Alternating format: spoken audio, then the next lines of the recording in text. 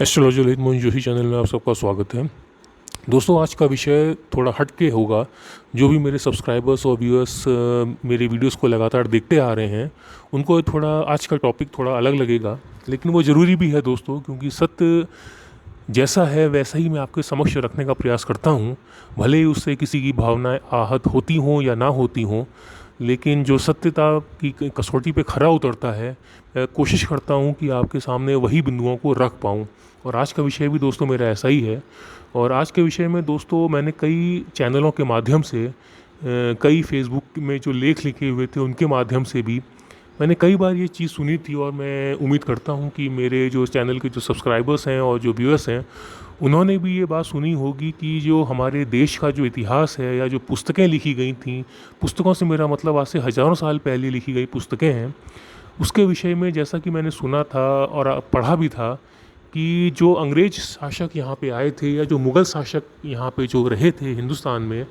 उन्होंने अपनी तरफ से कोई कमी नहीं छोड़ी इस बात में कि जो भी हमारे देश में लिखी गई पुस्तकें हैं, उसमें जो भी ज्ञान लिखा गया है उसको तोड़ मरोड़ के आम जनता के सामने पेश किया जाए। चाहे वो मैकॉले हो, ब्रिटिश रूल के जब यहाँ पे राज्य था हिंदुस्तान में, अंग्रेज़ों का राज्य था जब हिंदुस्तान में, तब एक मैकॉले करके एक अंग्रेज शासक था जिसने कि कई तरह के चेंजेस यहाँ के एजुकेशन सिस्टम में किए थे। और उनका जो मेन सिद्धांत यही था कि हिंदुस्तान की जो मुख्य ताकत है वो यहाँ का ज्ञान है, ना कि यहाँ की शस्त्र की ताकत। यहाँ का जो मेन जो ताकत उनको जो लगी, वो लगी शस्त्रों के से ज़्यादा जो लगी वो थी शास्त्रों की ताकत। और इसीलिए उन्होंने अपना पहला प्रयास जो किया था, वो इस देश के जो ज्ञान जो हज़ारों साल पहले लिखी गई जो किताबें थीं, उनको उनमें अपने विचार डालने का प्रयास किया उन्होंने। इससे संबंधित बहुत सी जानकारी आपको यूट्यूब में या और भी माध्यम में मिल जाएगी, इसलिए मैं उस तरफ ज़्यादा नहीं जाता हूँ। और मैं अपने आज के टॉपिक पे आता हूँ दोस्तों। तो इसमें दोस्तों आज से लगभग 6 से 8 महीना पहले मैंने लाल किताब सीखना शुरू करी थी, पढ़नी शुरू करी थी, क्योंकि मैं जो एस्ट्रोलॉजी को फॉलो करता था वो वैदिक थी। लेकिन जब मैंने इसका देखा कि ये बाज़ार में बहुत ज़्यादा पॉपुलर है, बहुत लोग इसकी तारीफ़ कर रहे हैं, तो मैंने सोचा कि चलो मैं भी इसको पढ़ने का प्रयास करता हूँ और जानता हूँ कि ये क्यों इतनी अच्छी है, क्यों इतनी तारीफ़ होती है, लोग इसकी तारीफ़ कर रहे हैं, कई लोग पढ़ रहे हैं। लाल किताब के जानकार आपको यूट्यूब में भी सैकड़ों मिल जाएंगे। तो मैंने जब ये पढ़ने का प्रयास किया आज से 6 से 8 महीना पहले दोस्तों, तो मैं दंग रह गया जब इसमें उपाय जिस तरीके के दिए गए थे, वो उपाय देखकर दोस्तों मैं दंग रह गया। जैसे कि उपाय होते हैं इसमें कि मंदिर में मत जाओ, एक उपाय है कि घर में मंदिर ना हो, एक उपाय ऐसा है कि मंदिर में घंटियाँ ना बजाओ। इस तरह के उपाय जब दोस्तों मैंने देखे तो मेरी समझ में नहीं आया कि ये उपाय अचानक आए कहाँ से। ऐसा कौन सा हिंदू धर्म ग्रंथ है जो कि ये मना करता है कि घर में मंदिर नहीं होना चाहिए, या मंदिर में जाके पूजा नहीं करनी चाहिए, या घर में घंटी नहीं बजानी चाहिए। मैंने तो जितना पढ़ा है या मैंने अपने गुरुओं से जो सीखा है, वो तो ये कहता है कि हर इंसान को हर मंदिर में जाना चाहिए। उस हर मंदिर की जो पॉजिटिव एनर्जी होती है वो, और ख़ासकर ऐसे मंदिरों की जहाँ पे कि प्रतिमा को प्राण प्रतिष्ठित किया गया हो, या आज से हज़ारों साल पहले जो मंदिर बने हुए हैं, उन मंदिरों में तो जो भी मेरे दर्शकगण गए होंगे या सब्सक्राइबर्स गए होंगे, उन्होंने खुद अनुभव किया होगा कि कितना अच्छा फील होता है ऐसे मंदिरों में जाकर, कितना अच्छा लगता है। लेकिन जब मैंने ये लाल किताब पढ़ना शुरू किया,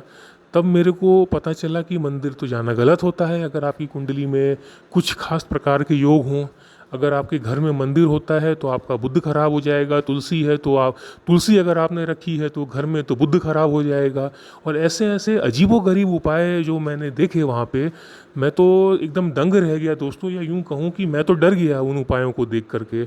और उसके बाद मैंने बीच में ही जो ये मैं लाल किताब मैंने पढ़ने का प्रयास करना शुरू किया था, उसको मैंने बीच में ही पढ़ना छोड़ दिया, क्योंकि मेरी समझ में आ गया था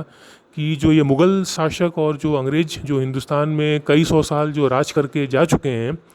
उसका जो एक छाप जो है वो हमारे धर्म ग्रंथों में, हमारे जो भी किताबें हैं उनमें स्पष्ट देखने को मिल सकता है। और इस चीज़ का मैंने जो अपनी लाइफ में जो मैंने पहली बार जो ये देखा, वो मैंने देखा इस लाल किताब में, जो कि आज की डेट में बहुत ज़्यादा पॉपुलर हो चुकी है। क्योंकि पढ़ने में दोस्तों ये आसान है, इसके जो उपाय हैं वो करने में सस्ते भी हैं और आसान भी हैं। यही एक मेन वजह है कि ये इतना ज़्यादा पॉपुलर हो चुका है। अगर किसी से कहा जाए कि वो वैदिक मंत्रों का 30,000 या 40,000 बार जप करे या करवाए किसी से, तो लोगों के हाथ पांव उसमें फूल जाते हैं, उतना समय नहीं होता उनके पास। लेकिन अगर उनसे कोई कहे कि ये बादाम 100 ग्राम लेकर चलते हुए पानी में बहा दो, तो वो तुरंत जाके बहा देगा, क्योंकि ये 5 मिनट का काम है। लेकिन किसी भी मंत्रों का 30,000 40,000 या उससे भी अधिक संख्या में जप कराना, इसमें लगता है समय, और सामग्री भी लगती है, और पैसा भी खर्चा होता है। इसलिए जो है, लोगों को वो उपाय जो एक वैदिक उपाय होते हैं एस्ट्रोलॉजी के, उनसे हट के जब उनके सामने ये लाल किताब के उपाय रखे गए, जो कि कहते हैं कि पानी में ये बहा दो, या ज़मीन के नीचे ये दबा दो, या मंदिर जाना छोड़ दो, ये उपाय इतने सुनने में और करने में इतने ज़्यादा आसान होते हैं कि हर कोई उसके पीछे भागने लगता है, क्योंकि वो ये उपाय आसानी से कर सकता है। खर्चा भी नहीं आता, टाइम भी नहीं लगता, मेहनत भी नहीं लगती, और इंसान की योग्यता भी किसी काम की नहीं बचती, क्योंकि संस्कृत के जब मंत्र का उच्चारण करना पड़ता है, तो उसमें इंसान की योग्यता भी बीच में आ जाती है। अब इसमें क्या करना है